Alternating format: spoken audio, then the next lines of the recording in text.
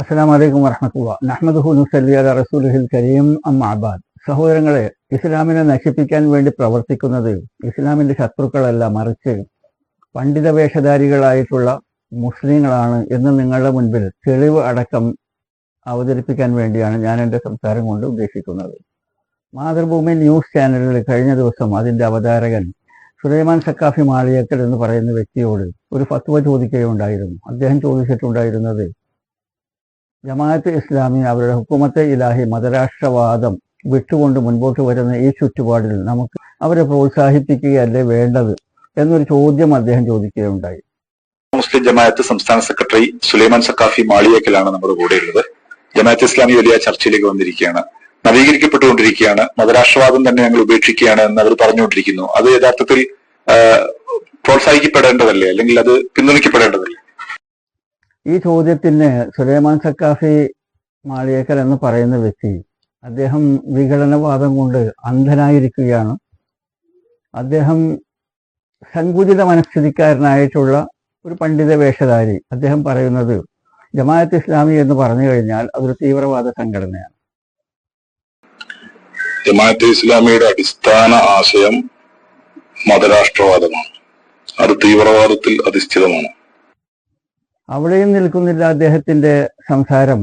അദ്ദേഹം തുടർന്ന് പറയുകയാണ്, ജമാഅത്ത് ഇസ്ലാമിയുടെ പോളിസി എന്തെന്നാൽ സ്കൂളുകളിൽ, ഗവൺമെന്റ് സ്കൂളുകളിൽ മുസ്ലിം വിദ്യാർത്ഥികൾ പഠിക്കാൻ പാടില്ല, ഗവൺമെന്റ് സ്ഥാപനങ്ങൾ മുസ്ലിങ്ങൾ ജോലി ചെയ്യാൻ പാടില്ല, വ്യവഹാരങ്ങൾ കോടതികളിൽ മുസ്ലിങ്ങൾ പോകാൻ പാടില്ല. ഇതൊക്കെ താഗൂത്ത് ഗവൺമെന്റിന്റെ കോടതികളാണ്, സ്കൂളുകളാണ്, അല്ലെങ്കിൽ സ്ഥാപനങ്ങളാണ്. അതിൽ നിന്നൊക്കെ മുസ്ലിങ്ങൾ വിട്ടുനിൽക്കണം. മുസ്ലിങ്ങൾ വോട്ട് ചെയ്യാൻ പാടില്ല, മുസ്ലിങ്ങൾ ഇലക്ഷനിൽ മത്സരിക്കാൻ പാടില്ല. ഇങ്ങനെയൊക്കെയാണ് ജമാഅത്ത് ഇസ്ലാമിയുടെ ചിന്താഗതി. അവരുടെ പ്രസിദ്ധീകരണങ്ങളൊക്കെ പിൻവലിച്ചുകൊണ്ട് ജനങ്ങളോട് മാപ്പ് പറയണം എന്ന് പറഞ്ഞിട്ട് ഇദ്ദേഹം മുൻപോട്ട് വരികയാണ്. സാഹിത്യങ്ങൾ കൂടി പിൻവലിച്ച് കേരളീയ മുസ്ലിം സമുദായത്തോട് ജമാഅത്തെ ഇസ്ലാമി മാപ്പ് പറയണം. അപ്പോൾ ഇത്തരത്തിലുള്ള ഇദ്ദേഹത്തിന്റെ ഈ സംഭാഷണം കൊണ്ട് ഇസ്ലാമിന് കാര്യമായിട്ട് പ്രഹരമേൽപ്പിക്കാൻ ഇദ്ദേഹത്തിന് കഴിഞ്ഞു. ഇദ്ദേഹത്തിന്റെ ഈ സംഭാഷണം വർഷങ്ങളോളം അത് സോഷ്യൽ മീഡിയയിൽ നിലനിൽക്കും. മുസ്ലിങ്ങൾക്കെതിരെ ആയുധമായിക്കൊണ്ട് യുക്തിവാദികളും നിരീശ്വരവാദികളും എക്സ് മുസ്ലിങ്ങളും അത് ഉപയോഗിക്കും. കാരണം അവരൊക്കെ കാണുന്നത് ഇത് ജമാഅത്ത് ഇസ്ലാമിയുടെ ഒരു വീക്ക്നെസ് ആയിട്ടല്ല കാണുന്നത്, മറിച്ച് അമുസ്ലിങ്ങൾ എല്ലാവരും തന്നെ മുസ്ലിങ്ങളാണ് ഇത്തരത്തിൽ ചിന്താഗതി ഉള്ളത് എന്നാണ് അവരുടെ വീക്ഷണം. ജമാഅത്ത് ഇസ്ലാമിയുടെയും സമസ്തയുടെയും മുജാഹിദിന്റെയും തബ്ലീഗിന്റെയും ഒക്കെ വീക്ഷണ വ്യത്യാസങ്ങൾ മുസ്ലിങ്ങൾക്ക് മാത്രമേ അറിയാൻ കഴിയൂ. എന്നാൽ പുറത്തുള്ളവർ ഇതൊക്കെ നോക്കിക്കാണുന്നത് ഇസ്ലാമിന്റെ വീക്ക്നെസ് ആയിട്ടാണ്. അപ്പോൾ ഇത്തരത്തിൽ ഇസ്ലാമിനെ ഡാമേജ് ആക്കുന്ന ഈ ഒരു സംസാരം ഇദ്ദേഹം ഇവിടെ ആവശ്യമുണ്ടായിരുന്നില്ല. അപ്പോൾ നിങ്ങൾ ചോദിക്കും, ഇതൊക്കെ സത്യമല്ലേ, ജമാഅത്ത് ഇസ്ലാമിയിൽ ഉള്ളതല്ലേ? ആ സത്യമാണെന്നുണ്ടെങ്കിലും എല്ലാ സത്യങ്ങളും എപ്പോഴും വിളിച്ചു പറയേണ്ട ആവശ്യമില്ല. കാരണം ഇദ്ദേഹത്തിന്റെ ഈ സംസാരം 5,000 10,000 ആളുകൾ ഈ പറഞ്ഞതിന് ശേഷം അത് കേൾക്കും. കേൾക്കാത്ത, ജമാഅത്ത് ഇസ്ലാമിയെ കുറിച്ചിട്ട് അറിയാത്ത ആളുകളൊക്കെ ഇത് കേട്ടതിന് ശേഷം മുസ്ലിങ്ങൾ എന്ന് പറഞ്ഞു കഴിഞ്ഞാൽ ഇത്തരത്തിലുള്ള മോശമായ ചിന്താഗതി വെച്ചുകൊണ്ടിരിക്കുന്നവരാണ്, ഇവരൊക്കെ പാകിസ്ഥാനിലേക്ക് പോകണം എന്ന്, ജമാഅത്ത് ഇസ്ലാമി പാകിസ്ഥാനിലേക്ക് പോകണം എന്നല്ല പറയുക, മറിച്ച് മുസ്ലിങ്ങൾ ഈ നാട് കാലിയാക്കണം എന്നാണ് പറയുക. PC ജോർജ് തുടങ്ങിയവരൊക്കെ പറഞ്ഞത് നമ്മൾ കേട്ടില്ലേ? ഈ കേരളത്തിലെ അല്ലെങ്കിൽ ഇന്ത്യയിലെ മുസ്ലിമാണോ അവൻ വർഗീയവാദിയാണ്? വർഗീയവാദിയല്ലാത്ത ഒരു മുസ്ലിമിൻ ലോകത്ത് ഇന്ത്യ മഹാരാജ്യം ജീവിച്ചിരിപ്പില്ല. മുസ്ലിമാണോ അവൻ വർഗീയവാദിയെ മാറിപ്പോയി. ഇന്ത്യ അല്ല അവന് വേണ്ടത്, പാകിസ്ഥാനാണ് വേണ്ടത്. നമ്മൾ അതിനെ പ്രശംസിക്കേണ്ടതല്ലേ എന്ന് ചോദിച്ച ഫത്വ ചോദിച്ചപ്പോൾ മതരാഷ്ട്രവാദം തന്നെ ഞങ്ങൾ ഉപേക്ഷിക്കുകയാണ് എന്ന് അവർ പറഞ്ഞുകൊണ്ടിരിക്കുന്നു. അത് യഥാർത്ഥത്തിൽ പ്രോത്സാഹിക്കപ്പെടേണ്ടതല്ലേ, അല്ലെങ്കിൽ അത് പിന്തുണയ്ക്കപ്പെടേണ്ടതല്ലേ? ഇത്തരത്തിൽ മൂഢൻ ഫത്വ നൽകുന്നവരെ സംബന്ധിച്ച് നബി സല്ലല്ലാഹു അലൈഹി വസല്ലമയുടെ വളരെ പ്രസിദ്ധമായ ഒരു ഹദീസുണ്ട്. ആ ഹദീസിൽ നബി സല്ലല്ലാഹു അലൈഹി വസല്ലമ പറയുകയാണ്, അള്ളാഹു ഈ ഭൂമിയിൽ നിന്ന് അറിവ് ഒറ്റയടിക്കെടുത്ത് മാറ്റുകയില്ല. പണ്ഡിതന്മാരെ മരിപ്പിക്കുക വഴി അറിവ് അള്ളാഹു സ്റ്റെപ്പ് ബൈ സ്റ്റെപ്പായിട്ട് ഈ ഭൂമിയിൽ നിന്ന് എടുത്തു മാറ്റും. അവസാനം ഈ ഭൂമിയിൽ കുറെ മൂഢന്മാർ അവശേഷിക്കും. അവരോട് പോയിട്ട് ഫത്വ ചോദിക്കുകയാണെന്നുണ്ടെങ്കിൽ അവർ സ്വയം പിഴക്കുന്നതും മറ്റുള്ളവരെ പിഴപ്പിക്കുന്നതുമായ ഫത്വ നൽകും. എത്ര കൃത്യമാണ്! സുലൈമാൻ സക്കാഫി മാളിയേക്കലിനെ സംബന്ധിച്ച് വളരെ കൃത്യമായിട്ട് ഈ ഹദീസ് അവിടെ ഫിറ്റാവുകയാണ് ചെയ്തിരിക്കുന്നത്. ഇദ്ദേഹം ഇസ്ലാമിനെ ഏൽപ്പിച്ചിട്ടുള്ള ഈ പോറൽ ഇത് ചില്ലറയൊന്നുമല്ല. അദ്ദേഹത്തിന് പറയേണ്ടത് എന്തായിരുന്നു? ജമാഅത്ത് ഇസ്ലാമിയെ സംബന്ധിച്ചിടത്തോളം അവരുടെ തെറ്റുകൾ മനസ്സിലാക്കിയിട്ടുണ്ടെങ്കിൽ, അവർ നേരത്തെ പറഞ്ഞിട്ടുണ്ടായിരുന്ന അവരുടെ ചിന്താഗതിയിൽ നിന്ന് മാറുന്നുണ്ടെങ്കിൽ അത് വളരെ നല്ലതാണ്. ഇന്ത്യയെ പോലുള്ള ഒരു ബഹുസ്വര നാട്ടിൽ ജീവിക്കണമെന്നുണ്ടെങ്കിൽ നമുക്ക് ഇവിടുത്തെ നിയമങ്ങളെയും ഇവിടുത്തെ ചുറ്റുപാടുകളെയും അനുകൂലിച്ച് തന്നെയാണ് പോകേണ്ടത്. അത്തരത്തിൽ ജമാഅത്ത് ഇസ്ലാമിയെ മുൻപോട്ട് വരികയാണെന്നുണ്ടെങ്കിൽ വെൽക്കം എന്നാണ് ഇദ്ദേഹം പറയേണ്ടിയിരുന്നത്. ഈ സുലൈമാൻ സക്കാഫി മാളിയേക്കൽ എന്ന് പറയുന്ന വ്യക്തി, ഇദ്ദേഹം കേരള മുസ്ലിം ജമാഅത്തിന്റെ സംസ്ഥാന സെക്രട്ടറിയാണ്. കേരള മുസ്ലിം ജമാഅത്തിനോട് എനിക്ക് പറയാനുള്ളത്, സഹോദരങ്ങളെ, നിങ്ങളുടെ അധികാര സ്ഥാനങ്ങളിൽ ആരെയെങ്കിലും നിങ്ങൾ നിയമിക്കുന്നുണ്ടെങ്കിൽ അവർ വിദ്യാഭ്യാസവും വിവരവും ദീർഘദൃഷ്ടിയുള്ളവരും മതപരമായിട്ട് നല്ല അറിവുള്ളവരെയുമാണ് നിങ്ങൾ നിയോഗിക്കേണ്ടത്. കാരണം ഇത് തമാശയല്ല. ഇതേക്കുറിച്ച് നിങ്ങളോട് ചോദ്യം ചെയ്യപ്പെടും. ആരാണ് ഇദ്ദേഹത്തെ അധികാരസ്ഥാനത്തേക്ക് കൊണ്ടുവന്നത്? അവരെയൊന്നും അള്ളാഹു യൗമൽ ഖിയാമത്തിൽ വിടുകയില്ല. ആരൊക്കെ ഇദ്ദേഹത്തെ സപ്പോർട്ട് ചെയ്യുന്നുവോ, ആരൊക്കെ ഇദ്ദേഹത്തെ ഫോളോ ചെയ്യുന്നുവോ അവരെയും അള്ളാഹു അന്ത്യദിനത്തിൽ വിടുകയില്ല എന്ന് നമ്മൾ മനസ്സിലാക്കുക.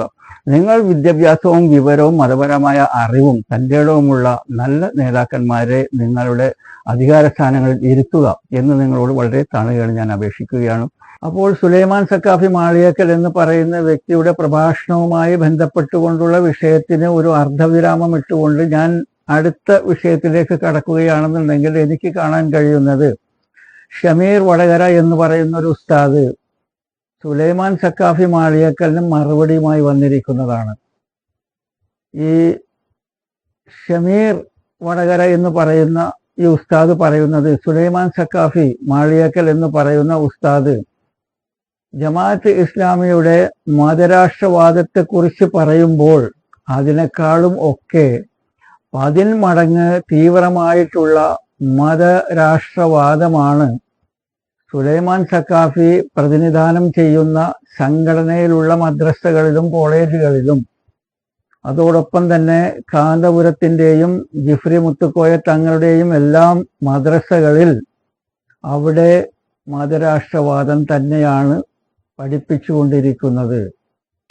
കേരളത്തിലെ കാന്തപുരം സുന്നി വിഭാഗവും ജിഫിരി മുത്തുക്കോയ തങ്ങൾ വിഭാഗവുമൊക്കെ നടത്തുന്ന സുന്നി കോളേജുകളിലും മദ്രസകളിലും വളരെ പ്രധാനപ്പെട്ട ആദർശ പുസ്തകമായി പഠിപ്പിക്കുന്ന ഒരു ഗ്രന്ഥമാണ് ഈ ഷറുൽ അഖായിദ്. അതുമായി ബന്ധപ്പെട്ടുകൊണ്ട് ഷമീർ വടകര എന്ന് പറയുന്ന വ്യക്തി, അദ്ദേഹം ഷറഅൽ അഖായിദ് എന്ന് പറയുന്ന കിതാബിലെ 134-ാമത്തെ പേജ് വായിച്ചുകൊണ്ട് പറയുകയാണ്. ആ കിതാബിൽ വളരെ കൃത്യമായിട്ട് മതരാഷ്ട്രവാദം വിഭാവനം ചെയ്യുന്നു, അതാണ് പഠിപ്പിക്കുന്നത്. ആ കിതാബിൽ പറയുകയാണ്, നമ്മുടെ ഖിബലയിലേക്ക് തിരിഞ്ഞു നിൽക്കുന്ന ഒരു വ്യക്തി തൻ്റെ ഇമാമിനെ അറിയാതെയാണ് മരണപ്പെടുന്നതെങ്കിൽ അദ്ദേഹം ജാഹിലിയത്തിന്റെ മരണമാണ് മരണപ്പെട്ടിരിക്കുന്നത്. മുസ്ലിങ്ങൾക്ക് ഒരു ഭരണാധികാരി ഉണ്ടാവൽ നിർബന്ധമാണ് എന്ന് പറയുന്നത് ബുദ്ധിയുടെ അടിസ്ഥാനത്തിലല്ല. കാരണം നബി സല്ലല്ലാഹു അലൈഹി വസല്ലം പറഞ്ഞിട്ടുണ്ട്, 5 നേരം കിബിലക്ക് മുന്നിട്ട് നമസ്കരിക്കുന്ന ആളുകളിൽ ഒരാൾ മരിച്ചാൽ ആ മരിച്ച വ്യക്തിക്ക് അവന്റെ കാലഘട്ടത്തിലെ ഇമാമിനെ, ഭരണാധികാരിയെ അറിയാതെയാണ് മരിച്ചതെങ്കിൽ അവൻ അനിസ്ലാമിക മരണമാണ് മരിച്ചത്. കേട്ടല്ലോ? അപ്പൊ എന്താണ് ഇപ്പൊ സുലൈമാൻ സക്കാഫി നേരത്തെ പറഞ്ഞത്? ഒന്നുകൂടി നിങ്ങൾ കേൾക്കണം കേട്ടാ. അപ്പോൾ ഇതിൽ നിന്നെല്ലാം അദ്ദേഹം പറയാൻ ആഗ്രഹിക്കുന്നത്, ഈ സമസ്തകളുടെ മദ്രസകളിലെല്ലാം തന്നെ മതരാഷ്ട്രവാദമാണ് പഠിപ്പിക്കുന്നത്. മുസ്ലിങ്ങൾക്കൊരു മതരാഷ്ട്രം വേണം, ആ മതരാഷ്ട്രത്തിൽ ഒരു മതരാഷ്ട്ര തലവൻ വേണം എന്നാണ് ഈ കിതാബ് വഴി പഠിപ്പിച്ചുകൊണ്ടിരിക്കുന്നത് എന്ന രീതിയിലാണ് ഷമീർ വടകര കിതാബ് വായിച്ചുകൊണ്ട് അദ്ദേഹം പറയുന്നത്. വൽ മുസ്ലിമൂന, മുസ്ലിങ്ങൾക്ക് ലാ ബുദ്ദ ലഹും മിൻ ഇമാമിൻ യഖൂമു ബിതൻഫീദി അഹ്കാമിഹിം, മുസ്ലിങ്ങൾക്ക് മുസ്ലിങ്ങളുടേതായ ഒരു ഭരണാധികാരി അനിവാര്യമാണ്.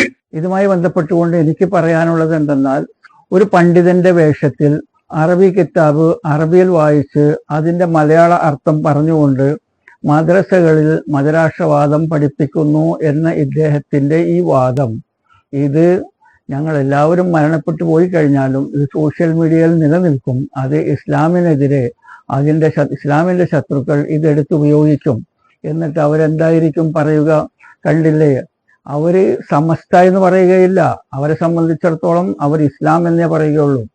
ഇസ്ലാമിന്റെ ശത്രുക്കൾ ആരും തന്നെ സമസ്തയെയോ മുജാഹിദിനെയോ ജമാഅത്തിനെയോ തബ്ലീഗിനെയോ അതിനെയൊന്നും അവർ വിമർശിക്കാറില്ല. അവർ പറയുക ഇസ്ലാം. കണ്ടില്ലേ, ഇസ്ലാമിൽ അവിടെ കുട്ടികളുടെ ബ്രെയിൻ വാഷ് ചെയ്തുകൊണ്ട് അവരെ മതരാഷ്ട്രവാദം പഠിപ്പിക്കുന്നു. ഒരു രാഷ്ട്രത്തലവന്റെ കീഴിൽ ജീവിക്കണം എന്ന് അവരുടെ പുസ്തകത്തിൽ പഠിപ്പിക്കുന്നു. അതുകൊണ്ട് മദ്രസകൾ ഉടനെ അടച്ചുപൂട്ടി ഈ സമൂഹത്തെ സംരക്ഷിക്കുക എന്ന് പറഞ്ഞുകൊണ്ട് അത് പ്രചരിച്ചുകൊണ്ടിരിക്കും. അത്തരത്തിൽ പ്രചരിക്കാൻ വേണ്ടിയിട്ട് ഒരു വലിയ വടിയാണ് ഇസ്ലാമിനെതിരെ ഈ ഷമീർ വടകര നൽകിയിരിക്കുന്നത് എന്നുള്ളൊരു ദീർഘവീക്ഷണം അദ്ദേഹത്തിന് ഇല്ലാതെ പോയി. അദ്ദേഹത്തിന് കഴിയുമെങ്കിൽ ഈ വീഡിയോ ഈ സോഷ്യൽ മീഡിയയിൽ നിന്ന് എടുക്കുകയായിരിക്കും നല്ലത് എന്ന് ഞാൻ വിശ്വസിക്കുന്നു. ഇവിടെ ഷമീർ വടകരയെ സംബന്ധിച്ചിടത്തോളം അദ്ദേഹം ഈ കിതാബിനെ തെറ്റിദ്ധരിക്കുകയാണ് ചെയ്തിരിക്കുന്നത്. അതുകൊണ്ട് എൻ്റെ അമുസ്ലിം സുഹൃത്തുക്കളും നിഷ്പക്ഷമതികളായിട്ടുള്ള സഹോദരന്മാരും മനസ്സിലാക്കേണ്ടത്, സംഘടനാ വിരോധത്തിന്റെ പശ്ചാത്തലത്തിൽ തന്റെ എതിർ സംഘടനയെ കരുതേച്ചു കാണിക്കാൻ വേണ്ടിയാണ് എതിർ സംഘടനയുടെ മദ്രസകളിൽ മതരാഷ്ട്രവാദം പഠിപ്പിക്കുന്നു എന്ന പൊള്ളയായ വാദം ഷമീർ വടകര പ്രചരിപ്പിക്കുന്നത്. അദ്ദേഹം ഉദ്ധരിക്കുന്ന ഷറഹൽ അഖായിദ് എന്ന കിതാബിന് മതരാഷ്ട്രവാദവുമായിട്ട് ഒരു ബന്ധവുമില്ല എന്നുള്ളതൊരു വസ്തുതയും കൂടിയാണ്. ഇതിൽ പറഞ്ഞിട്ടുള്ളത്, അതായത് ഒരു മനുഷ്യൻ അദ്ദേഹത്തിന്റെ ഇമാമിനെ അറിയാതെയാണ് മരണപ്പെട്ടു പോയതെങ്കിൽ അത് ജാഹിലിയത്തിന്റെ മരണമാണ് മരിച്ചത് എന്ന് പറയുന്ന ഈ കിതാബും അതുപോലെ ബാക്കിയുള്ള കിതാബുകളെല്ലാം കൂടി കൂട്ടി AKD സെന്ററിൽ കൊണ്ടുപോയി കത്തിക്കണമെന്നാണ് ഇദ്ദേഹം പറയുന്നത്.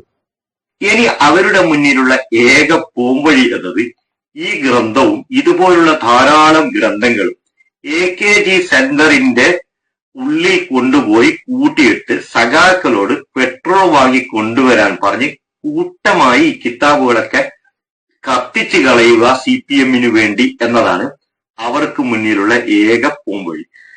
അപ്പോൾ ഷമീർ വടകരയുടെ ഈ പുസ്തകം കത്തിക്കാനുള്ള ആഹ്വാനവുമായി ബന്ധപ്പെട്ടുകൊണ്ട് ഞാൻ ചിന്തിച്ചു നോക്കുമ്പോൾ എനിക്ക് മനസ്സിലാകുന്നത്, ഇദ്ദേഹം കത്തിച്ചു കളയാൻ വേണ്ടി പറഞ്ഞിട്ടുള്ള പുസ്തകങ്ങളിൽ ഖുർആൻ കൂടി ഉൾപ്പെടുമോ എന്ന് ഞാൻ ഭയപ്പെടുന്നു.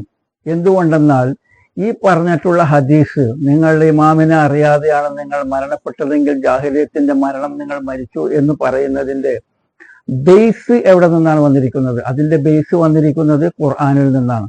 ഖുർആനിൽ അല്ലാഹു സുബ്ഹാനഹു വ തആല പറയുന്നു, യാ അയ്യുഹല്ലദീന ആമനൂ അത്തിഉല്ലാഹ വ അത്തിഉർ റസൂല വ ഉലിൽ അംരി മിൻകും. സത്യവിശ്വാസികളെ, നിങ്ങൾ അള്ളാഹുവിനെ അനുസരിക്കുക, റസൂലിനെ അനുസരിക്കുക, നിങ്ങളിൽ നിന്നുള്ള കൈകാര്യകർത്താക്കളെ അനുസരിക്കുക. അപ്പോൾ ഇവിടെ കൈകാര്യകർത്താവ് എന്ന് പറയുന്നതാണ് ഇമാം. അപ്പോൾ ഒരു മനുഷ്യനെ സംബന്ധിച്ചിടത്തോളം അദ്ദേഹത്തിന് ഒരു ഇമാം ഉണ്ടായിരിക്കണം. ആ ഇമാം എവിടെയാണ് ഉണ്ടാവുക? ആ ഇമാമിന്റെ സെറ്റപ്പും ഒരു സോഷ്യൽ ലൈഫുമാണ് ഈ ആയത്തിൽ നിന്ന് പഠിപ്പിച്ചു കൊടുക്കുന്നത് മുസ്ലിങ്ങളെ സംബന്ധിച്ച്. മുസ്ലിങ്ങൾ മനസ്സിലാക്കേണ്ടത് എന്തെന്നാൽ, ഈ ആയത്തിന്റെ അടിസ്ഥാനത്തിൽ ഒരാൾ ഒരു നാട്ടിൽ ജീവിക്കുമ്പോൾ ആ നാടിനെയാണ് മഹല്ല് എന്ന് പറയുന്നത്. ആ മഹല്ലിൽ ഒരു പള്ളി ഉണ്ടായിരിക്കും. ആ പള്ളിയാണ് മർക്കസ് അഥവാ കൊട്ടാരം, അതല്ലെങ്കിൽ ഭരണകൂടം എന്നൊക്കെ നിങ്ങൾക്ക് പറയാം. ആ കൊട്ടാരത്തിലെ രാജാവാണ്, ഭരണാധികാരിയാണ്, ചക്രവർത്തിയാണ് അവിടുത്തെ ഇമാം. ആദ്യം ആ മസ്ജിദിന് ചുറ്റുമുള്ള ജീവിക്കുന്ന ഒരു 2-3 കിലോമീറ്റർ റേഡിയസിൽ ജീവിക്കുന്ന മുസ്ലിങ്ങളാണ് ആ കൊട്ടാരത്തിലെ പ്രജകൾ എന്ന് പറയുന്നത്. ആ പ്രജകൾക്കുണ്ടാകുന്ന പ്രശ്നങ്ങൾ, അതായത് ഭാര്യയും ഭർത്താവും തമ്മിലുള്ള പ്രശ്നം, തലാഖിന്റെ പ്രശ്നങ്ങൾ, അയൽക്കാരനുമായിട്ടുള്ള പ്രശ്നങ്ങൾ, സഹോദരങ്ങൾ തമ്മിലുള്ള വഴക്ക്, അനന്തരാവകാശം വീതം വെക്കുന്നതിലുള്ള കുഴപ്പങ്ങൾ, ഏതെങ്കിലും പെൺകുട്ടികളെ കെട്ടിക്കാൻ പൈസ ഇല്ലാത്ത പ്രശ്നങ്ങൾ, എല്ലാ പ്രശ്നങ്ങളും പോയിട്ട് പറയേണ്ടത് ഈ ഇമാമിന്റെ അടുത്താണ്. അപ്പോൾ ഈ ഇമാമിനെ നിങ്ങൾക്ക് അറിഞ്ഞിരിക്കണം. അത്തരത്തിലൊരു ഇമാമിനെ അറിയാതെയാണ് നിങ്ങൾ മരിക്കുന്നതെങ്കിൽ ജാഹിലിയത്തിന്റെ മരണം മരിച്ചു എന്ന് പറയുന്നത്. അപ്പോൾ ഇത്തരത്തിലൊരു ഇമാമോട് കൂടിയിട്ടാണ് ഒരു മുസ്ലിം ജീവിക്കേണ്ടത്. അപ്പോൾ നിങ്ങൾക്ക് കൃത്യമായി മനസ്സിലായി, ഒരു പള്ളി, ആ പള്ളിയാണ് നിങ്ങളുടെ മർക്കസ്, അതിലെ ഇമാമാണ് നിങ്ങളുടെ ഭരണാധികാരി, ആ പള്ളിയാണ് ഭരണകൂടം. അതേപോലെ തന്നെ ഇപ്പോൾ കേരളത്തിൽ നമുക്ക് ചിന്തിക്കാം, 10,000, 20,000, 50,000 പള്ളി ഉണ്ടെന്നുണ്ടെങ്കിൽ ആ പള്ളിക്ക് ചുറ്റും ജീവിക്കുന്നവരാണ് പ്രജകളും, ആ പള്ളിയിലെ ഇമാമാണ് ഭരണാധികാരിയും, ആ പള്ളിയാണ് ഭരണകൂടവും. ഇതാണ് ഇസ്ലാമിന്റെ സെറ്റപ്പ്. എന്നിട്ട് വേണമെന്നുണ്ടെങ്കിൽ നമുക്ക് ഈ പള്ളികളെല്ലാം സെഷൻ കോർട്ട് എന്ന് വേണമെന്നുണ്ടെങ്കിൽ പറയാം, ചെറിയ കോടതി. ആ കോടതിയിൽ നിങ്ങൾക്ക് ന്യായം കിട്ടിയില്ല എന്നുണ്ടെങ്കിൽ നിങ്ങൾക്ക് ഹൈക്കോർട്ടിൽ പോകാം. ഹൈക്കോർട്ട് ഏതാണ്? ഹൈക്കോർട്ട് എന്ന് പറയുന്നതാണ് നമ്മുടെ വഖഫ് ബോർഡ്. ആ വഖഫ് ബോർഡിനെ സംബന്ധിച്ചിടത്തോളം കേരളത്തിലുള്ള എല്ലാ പള്ളികളുടെയും അതിന്റെ മേൽക്കോയ്മ ഈ വഖഫ് ബോർഡിനാണ്. ആ പള്ളികൾ ഉണ്ടാകുന്ന പോരായ്മകൾ, ആ പള്ളികളിൽ നിന്ന് പ്രജകൾക്ക് നീതി ലഭിക്കാതിരിക്കൽ, ഇതിനെ എല്ലാത്തിനും വേണ്ടി കംപ്ലൈന്റ് കേൾക്കേണ്ടതും ആ കംപ്ലൈന്റിന്റെ പുറത്ത് തീരുമാനമെടുക്കേണ്ടതുമായിട്ടുള്ള ഹൈക്കോർട്ടാണ് വഖഫ് ബോർഡ് എന്ന് പറയുന്നത്. വഖഫ് ബോർഡിൽ നിന്ന് നീതി കിട്ടിയില്ലെങ്കിലോ നിങ്ങൾക്ക് സുപ്രീം കോർട്ടിൽ പോകാം. ആ സുപ്രീം കോർട്ടാണ് മുസ്ലിം പേഴ്സണൽ ബോർഡ് എന്ന് പറഞ്ഞ് ഡൽഹിയിലുള്ളത്. അപ്പോൾ അതിന്റെ കീഴിലാണ്, അത് മുസ്ലിം പേഴ്സണൽ ബോർഡ് എന്ന് പറയുന്ന സുപ്രീം കോടതി, അതിന്റെ കീഴെ ഹൈക്കോടതിയായിട്ട് വരുന്നത് വഖഫ് ബോർഡ്, അതിന്റെ കീഴെ വരുന്ന മറ്റുള്ള മർക്കസുകൾ എന്നറിയപ്പെടുന്ന പള്ളികൾ. 5 നേരം പോയിട്ട് നമസ്കരിച്ച് വരാൻ വേണ്ടി മാത്രമല്ല മസ്ജിദ് ഉണ്ടാക്കിയിരിക്കുന്നത്. അത് നിങ്ങളുടെ ഭരണകൂടമാണ്, അവിടുത്തെ ഇമാമാണ് നിങ്ങളുടെ ഭരണാധികാരി. ഇതാണ് ഇസ്ലാമിലെ മതരാഷ്ട്രവാദം എന്ന് പറയുന്നത്. ഇതിലെന്താണ് ഒരു കുഴപ്പമുള്ളത്? അതിന്റെ അടിസ്ഥാനത്തിലാണ് ഈ പുസ്തകത്തിൽ ഇങ്ങനെ പറഞ്ഞിരിക്കുന്നത് എന്ന് മനസ്സിലാക്കാതെയാണ് ഷമീർ വടകര ഇതിനെ കത്തിച്ചു കളയാൻ വേണ്ടി പറഞ്ഞിരിക്കുന്നത്. എത്ര നല്ല ആശയമാണ് അതിൽ പറഞ്ഞിരിക്കുന്നത്. പക്ഷെ ആശയം ഇന്ന് നമുക്ക് നടപ്പാക്കാൻ കഴിയാത്ത ചുറ്റുപാടിലാണ് ഉള്ളത്. കാരണം 5 കിലോമീറ്റർ റേഡിയസിൽ 3 പള്ളി ഉണ്ടാവും. 3 പള്ളിയും 3 തരക്കാരായിരിക്കും. തന്നെയുമല്ല, പൈസ ലാഭിക്കാൻ വേണ്ടിയിട്ട് UP-ന്നൊക്കെ ഇമാമന്മാരെ കൊണ്ടുവരികയാണ് ചെയ്യുന്നത്. അപ്പോൾ ആ ഇമാമനെ സംബന്ധിച്ചിടത്തോളം ഒന്നാമത് ഭാഷ അറിയില്ല, രണ്ടാമത് ഫിഖ്ഹും പിന്നെ കർമ്മശാസ്ത്രവും ഒന്നും അവർക്ക് ഒരു പിടുത്തവുമില്ല. അവരോട് പോയിട്ട് എന്തെങ്കിലും ഒരു ഫത്വ ചോദിച്ചു കഴിഞ്ഞാൽ ഞാൻ ആദ്യത്തിൽ പറഞ്ഞതുപോലെ അവരും പിഴക്കും, മറ്റുള്ളവരെയും പിഴപ്പിക്കും. അത്തരത്തിലൊരു ഫത്വയാണ് അവർക്ക് തരാൻ കഴിയുക. അപ്പോൾ ഇന്നത്തെ നമ്മുടെ ചുറ്റുപാടിൽ ഇത്തരത്തിലുള്ള ഒരു ഇമാമില്ലാതെ നമുക്ക് മരിക്കേണ്ട ചുറ്റുപാടുകളാണ് ഉണ്ടായിരിക്കുന്നത്. അപ്പോൾ അങ്ങനെ നമ്മൾ മരിക്കുമ്പോൾ ഞാൻ മനസ്സിലാക്കിയിടത്തോളം നമ്മൾ ജാഹിലിയത്തിൽ മരിക്കുന്നില്ല. കാരണം ആ മരണത്തിന് കാരണക്കാർ ഇന്ന് വിഘടിതമായ സംഘടനകളൊക്കെ ഉണ്ടാക്കിക്കൊണ്ട് പണ്ഡിത വേഷം ധരിച്ചുകൊണ്ട് മുസ്ലിങ്ങളെ ചൂഷണം ചെയ്തുകൊണ്ട് അവരുടെ കീശയും അവരുടെ വയറും നിറക്കുന്ന ഈ മനുഷ്യരാണ് അള്ളാഹുവിന്റെ മുൻപിൽ ചോദ്യം ചെയ്യപ്പെടുകയും ഇമാമില്ലാതെ മരിക്കേണ്ടി വന്നിട്ടുള്ള മുസ്ലിങ്ങളുടെ എല്ലാം തെറ്റ്, അവരുടെ കുറ്റങ്ങൾ ഈ മനുഷ്യരുടെ തലയിലാണ് ചാർത്തി വെക്കുക എന്ന് നമുക്ക് സമാധാനിക്കാം. കാരണം നമ്മുടെ നാട്ടിലുള്ള ഇത്തരത്തിലുള്ള കലുഷിതമായ അന്തരീക്ഷത്തിൽ കുളം കലക്കി മീൻ പിടിക്കുന്ന പ്രവൃത്തിയാണ് എല്ലാ സംഘടനാ നേതാക്കളും ചെയ്തുകൊണ്ടിരിക്കുന്നത്. അപ്പോൾ സംഘടനയുമായി ബന്ധപ്പെട്ടുകൊണ്ട് ഒരുപാട് കാര്യങ്ങൾ പറയാനുണ്ട്. അത് ഇൻഷാ അല്ലാഹ് അടുത്തൊരു വീഡിയോയിൽ ആ വിഷയം സംസാരിക്കാം. അപ്പോൾ അതുകൊണ്ട് ഇത്രയും ഞാൻ ഈ വിഷയത്തിൽ സംസാരിച്ചുകൊണ്ട് തൽക്കാലം എൻ്റെ സംസാരം ഇവിടെ ഉപസംഹരിക്കുന്നു. വാഹിർ ദഅവാന അൽഹംദുലില്ലാഹി റബ്ബിൽ ആലമീൻ. അസ്സലാമു അലൈക്കും വറഹ്മത്തുള്ളാഹി.